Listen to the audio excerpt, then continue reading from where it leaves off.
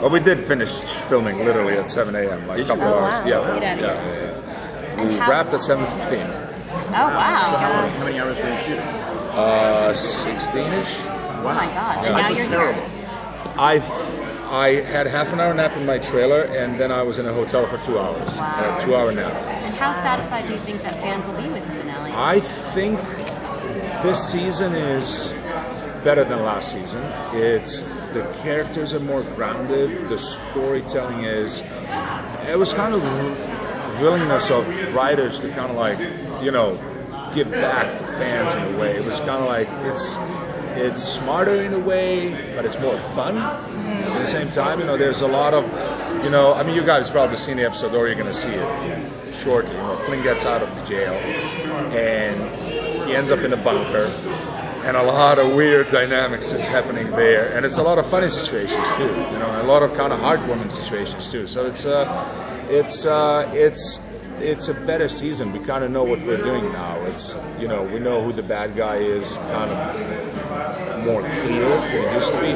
And Flynn is still kind of like this variable that's kind of, you know, it's kind of like explosive with the, you know, you don't want to shake too much. It might explode. You talking about me? 2.5. 2.5. I got half an hour in the trailer. Thank you so much for being here. No, I know no, fans come are on. really excited to see you. You know what? It's literally, it is our last day, so it's fine. You know, I can sleep the whole day tomorrow. so it's all good. And you know, I mean, the fact is, without the fans, we wouldn't be here for the second season. So you know, to come here and just kind of say thank you and hello, it's not a big deal. And what's the I just need vibe? more coffee. What's the vibe like on the set for you guys? The what, sorry? What is the vibe like on the set for you guys? Is it fun or is it feel sort of quite intense? Because obviously you're doing, especially for your character, you're doing sort of very. This year, Flynn is actually on a lighter side, put it that way, because he kind of like. I can't say he got his piece, but he recognized that the Time team is seriously going after Rittenhouse. So they're not kind of like being as gentle anymore. They're really going after Rittenhouse. So for him, his only thing is like, okay, this is exactly what I want. I don't want to mess this up. I'm going to still try to push my way, but that doesn't mean that I want to destroy this relationship. I don't want to try to steal a lifeboat, you know, and try, because, you know, there is no more hardware for Flynn to kind of support all of this. You know, his lifeboat had a plutonium nuclear generator in there. You know, these guys need to plug it in and charge the damn thing every time. For Flynn, this is like such a bad technology. You know, the funny first scene, he sits in and he goes on the first mission. He's kind of like, are we going to explode or something? This is like, this is a piece of crap. This, you know, so dynamics on set. You know, the Time team, 3 of them. You know, when we started working kind of together. You know, and I'm not trying to kill anybody. It was kind of a little bit weird in the beginning. You know, we're shooting at the same people in the same time. You know, so Wyatt and Flynn go a little bit of, you know, there's a lot of interesting situations happening. But as a cast, you know, it's just fun to work with these guys. It was like, you know, that's why we were able to do till 7 a.m. You know, we were just like a little bit probably annoying first AD and, you know, everybody, because we were like having too much fun. But you know, it's like it's the last easier to day work of that school way. sort of thing. Yeah. But we did everything. We accomplished everything. That's it. Good news. But I always think how. Malcolm, Goran, why sir?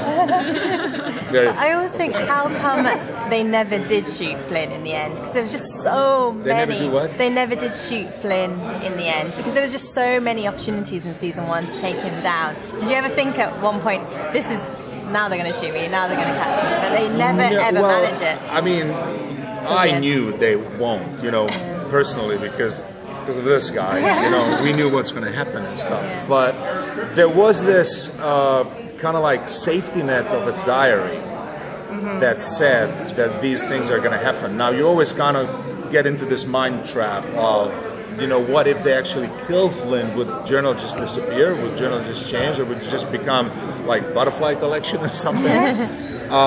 So Flynn kind of have this bravado about him with the Time team because he knows what they don't.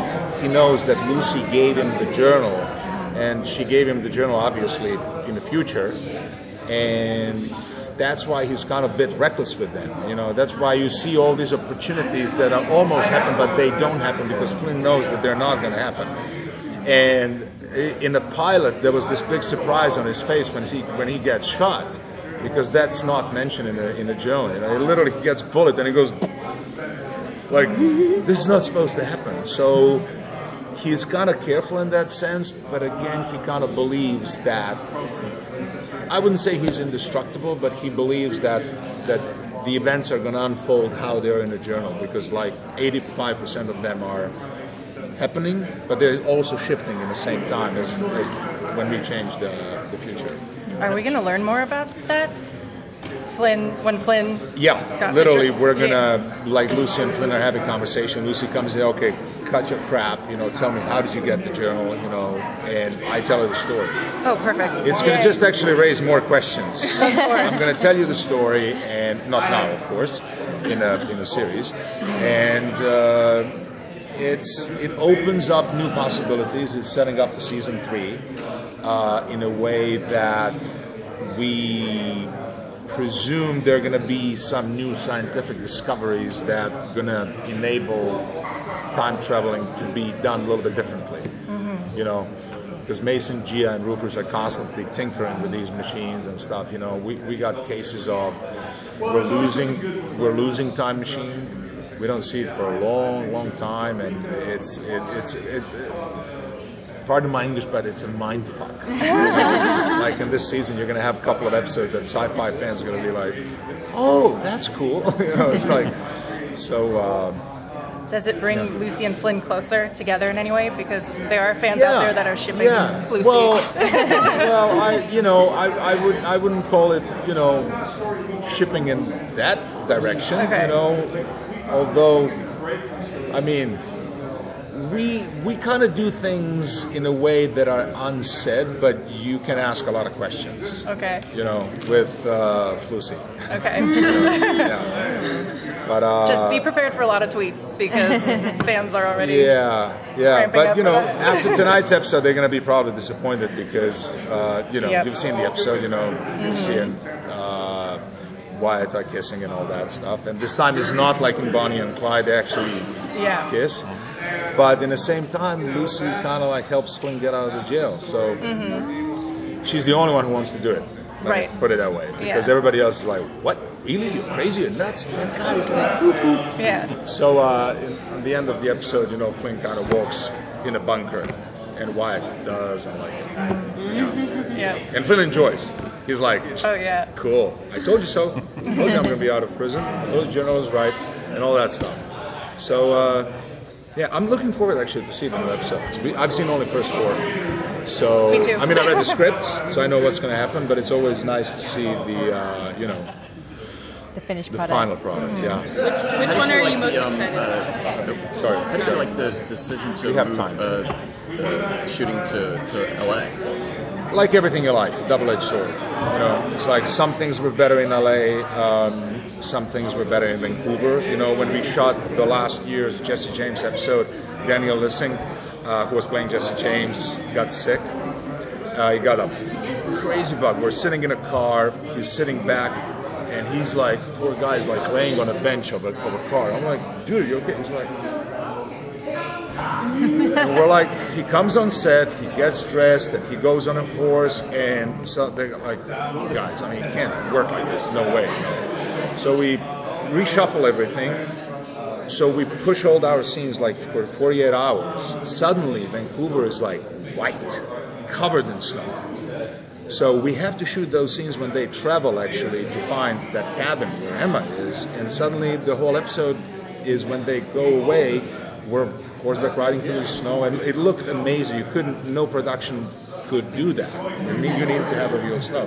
So in LA, that's not going to happen. You have a lot of California oak, a lot of kind of Star Trek-y California, and every planet looks the same. But because we don't have too many, you know, episodes, and we have great production design, and we kind of mask it nice. But Vancouver gave us those changes in the season, and but LA has great locations in downtown Los Angeles. You can cheat it for so many different locations. So it was, like I said, it was some good things, some bad things. Being here with the family, that's pretty cool. So every weekend you don't need to fly from Vancouver to LA to see your family. You can just be there. So I think it didn't change the quality of the show whatsoever. It's going to look a little bit different, which is also a good thing. Which episode of the rest of the season are you most excited to see that you haven't seen yet? I think season finale and the Salem episode. The episode 4 that goes after the Good Friday.